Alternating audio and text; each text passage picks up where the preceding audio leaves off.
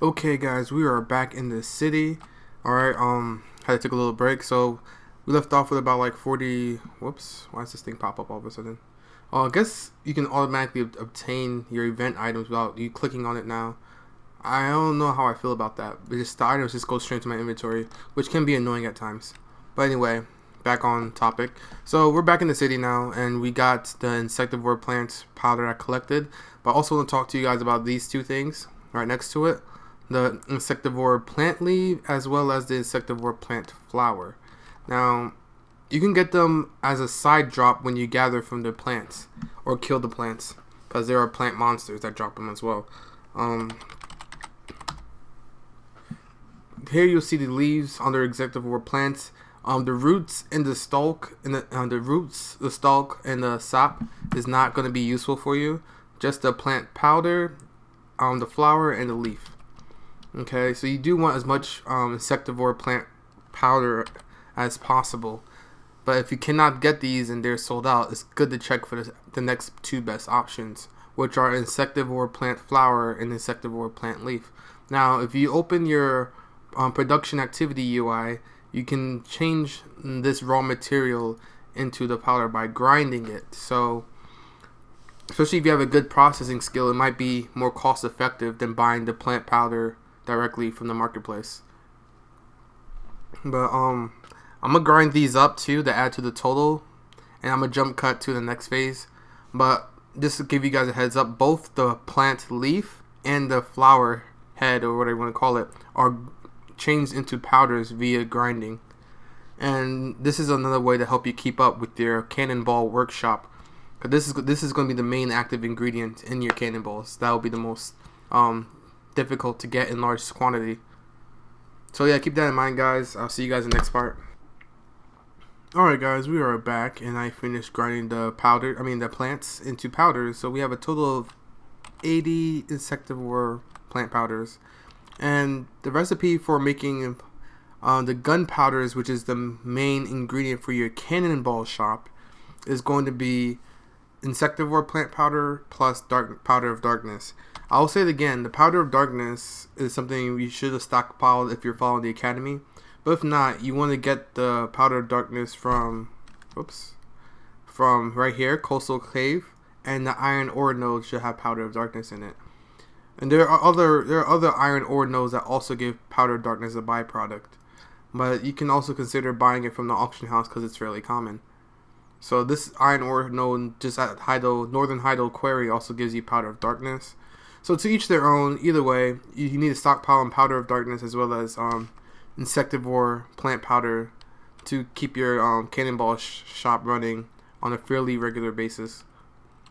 Moving forward, let's go to the alchemy portion. Now, this is why I do recommend people to get their alchemy skill up as high as possible, because procs can really change procs could really change the amount you make in profit by a huge margin. And you want to get as many procs as possible, because this recipe is really easy and it's beautiful in the fact that it only takes one of each. So, hold on, let me buff my things though, because I don't want to be cooking this forever. Okay, so all you gotta do is put one of each in. I'm not sure if it requires a certain skill level. I believe it doesn't, but I don't think you should waste your Insectivores on crafting this with low skill level. So here you got herbal gunpowder. Okay, so you can get a 1 through 4 proc on herbal gunpowder, and the herbal gunpowder is worth 16k a pop. Okay, so now if you do the math, each Insectivore plant powder is worth just about $10,000, and each powder of darkness is worth about $2,000. So you get $12,000 in materials that allows you to proc 1 through I think it's 1 through 4. Maybe I'm wrong. I'm not getting lucky. Yeah, maybe I'm just getting bad luck. Cocoa Sword is 1 through 4, but if it's not 1 through 4, or maybe they changed it. Oh, here's 3. Okay, maybe I was having bad luck. And let's see if I can get a 4 proc to make sure. I'm a master level alchemist, so if I can get a 4 proc, I'm gonna be pretty butthurt. Yeah, maybe it's just bad RNG today, guys, because I do see a 3 proc and it took me forever just to get that 3 proc. So yeah, but I'm pretty sure it's 1 through 4. but correct me if I'm wrong. Anyway, you get a 1 through 4 proc with gunpowder. Either way, just even if you got nothing but single procs, which is like every time you do a batch, you get only 1 gunpowder from it. You'll still be making a nice, decent sized profit margin. So please keep that in mind, that this is a huge profit margin. You want to get your alchemy skill as high as possible if you want to be running an alchemy shop. But I say a professional 5 and up is a good start. And these powders can be sold directly into the marketplace for a profit margin if you don't feel like using your extra contribution points to open up a workshop. But me, I use my gunpowders for the actual workshop. My current workshop is actually closed. I closed a lot of things. I've been too busy with real life, hence why I haven't been uploading that frequently anymore. But yes, sometimes you gotta focus on making sure you have food to eat the next day more than making YouTube videos. So right now I'm going to keep focusing on real life problems, but I really do want to upload more videos if I had the time and life allows it. So let's get back to the topic anyway. So anyway, once you crafted enough of these bad boys, you want to open up a siege weapon workshop. I'm going to use Hydel as an example. Siege. God, my mouse sucks. Okay. Siege weapon. I believe there is one in Hydel. There's also one. I use my siege weapon workshop in Altanova because my Hydel already has enough stuff crowding up the warehouse. Okay. All you need is a level 1. You don't need anything higher than that. And right here you'll see these 2 recipes: flaming cannonballs and normal cannonballs. Flaming cannonballs for some reason worth a little bit less, and cannonballs are worth a little bit more. So I do recommend the Cannonball Recipe for now, and if the market changes, then change with it.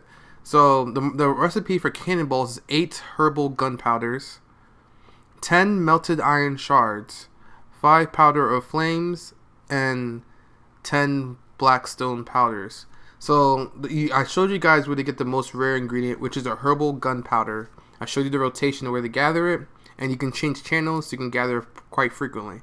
Melted iron shards should be self-explanatory, but just to completely new players watching this video, you get melted iron shards by heating iron ore in the activity and the processing UI. Now, powder of flame is something you can get passively or actively. Actively, you can just go to the marketplace and buy it. Passively, you can go to copper ore nodes, and your workers will passively give you the byproduct of the ore, which is powder of flame. Now, black stone powders you can get by opening a refinery, but that's highly inefficient. So you can get it by grinding crystals or buying the black stone powders directly from the market. That should pretty much cover everything you need. And honestly, everything besides a herbal gunpowder should be easy to get in large quantities. Now, when you make cannonballs, it comes out in groups of 3. And the beautiful thing about having a cannonball shop is that it only takes up 1 slot. Besides the recipes needed to make the cannonball, the actual product only takes up 1 slot. Unlike other workshops where each individual craft takes up a new slot. For example, costumes or Gruno workshops each take up an inventory slot. A warehouse slot. So this is also a really good thing to think about when deciding which workshops to work on. Yeah, so I think that should cover up everything you guys need to know. I'm going to just go over the market real quick and see. So we need powder of flames, which is fairly common in the marketplace. So if you just want to give yourself a quick stockpile so you don't worry about your cannon shop for a while, you have 100,000 powder of flames in the shop right now. Black stone powder is still bottlenecked down. I don't think this market is ever going to recover. I thought it would after a little while, but it seems like this is going to be the new norm for black stone powders being undersold. The prices rose significantly too. It used to be like 1,600 like a month and a half ago. Now it's almost pushing $3,000, which is pretty scary. So what I do recommend to you guys watching this video and my fellow Academy goers is that you get your processing skill up high as possible and just start grinding out these green crystals, bros, because it's going to be pretty hard with the black stone powder market being this bad. Even with higher crystals, the prices are going up. So you need as high processing as possible for it to be profitable for you to why is the light flashing on and off? I have no idea what's going on. For it to be profitable for you to be grinding these crystals instead of buying it. So that's one little bit of sad news, that the black stone powder market seems to have crashed and doesn't seem to be showing any signs of recovery. But I hope this video helped you out, and I hope this video gave you enough knowledge to open your own Cannonball workshop. Once again, Cannonball Workshops is still a market hold even after my video, which I didn't expect. I didn't expect it not to be. I mean, it's only 35 flaming cannonballs, and there's, once again, 0 regular ones, which are worth more money. And you, like I said, you make groups of 3, and that'll net you, well, if you're a value pack user, it'll net you about 120k per stack of 3. And if you're not a value pack user, it'll net you about 100k, I believe. I didn't do the exact math, but you guys can do that. Oh, another thing I want to mention about workshop video, and I probably mention it in every single workshop video I make, is that you want to have workers with the skill Thrifty, working at your workshops as much as possible. I'm not sure if workers can have more than one Thrifty skill. Maybe I just never got lucky with the RNG. But if you can, try and get a worker with multiple levels with Thrifty in their skill tree. Or when they reach level 30 and they're a professional or artisan, you can just keep re-rolling until you get that skill on the same worker multiple times. So Thrifty is a... Hold on, let me see if I can find a Thrifty worker real quick.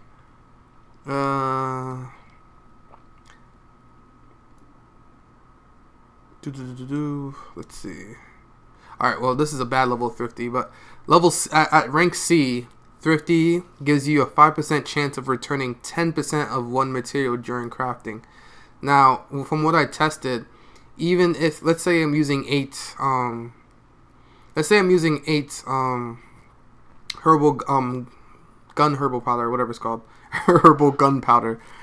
Let's say I'm using 8 herbal gunpowder, right? And that 5% chance of this Thrifty procs, I could take about 1.